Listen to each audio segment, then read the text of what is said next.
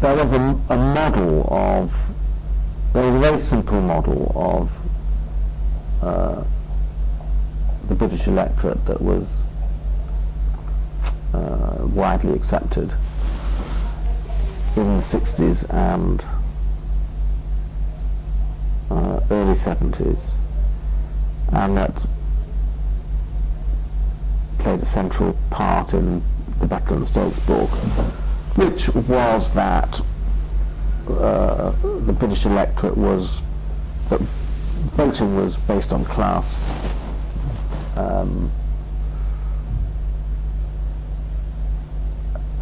that most people had very strong loyalties to one or other political party, which were reinforced by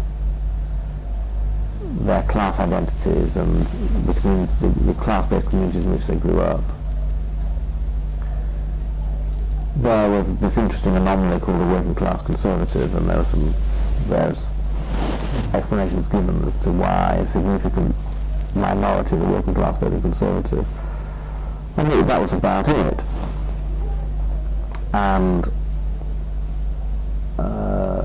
what I tried to show was that party loyalties were eroding quite rapidly, and they were eroding because of social and demographic changes, partly, and partly because the political parties, but in particular the Labour Party, were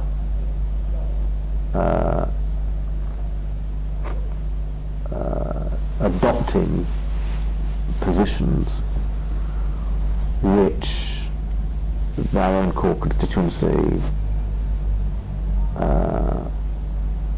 didn't accept or didn't see as being in their group interests. In other words,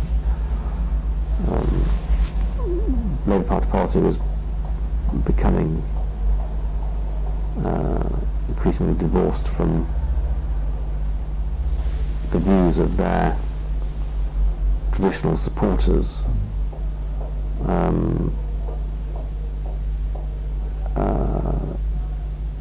Have an argument as to why their traditional supporters formed those views, but and what I tried to show on the basis of the survey data was that there was a steady weakening of identification with the parties. This was particularly marked in the case of the Labour Party. That more and more people were voting against their class. That particular issues were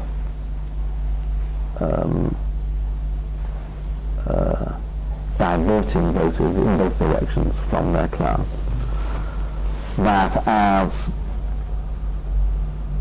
That changes in the class structure were reinforcing these trends.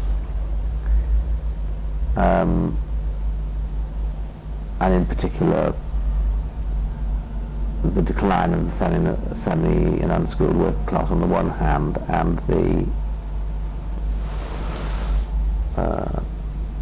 growing proportion of the middle professional classes that were educated and that were working in the public sector or working in the non-commercial sector. And you could link these trends to electoral phenomena such as the rise of third parties, greater volatility in election results, bigger swings from one election to another or between elections. The success of protest parties, even if these were transient, the growth of support for single issue causes and movements. So that was really the area that I was working on, certainly to begin with. And I think that did change people's minds about the electorate.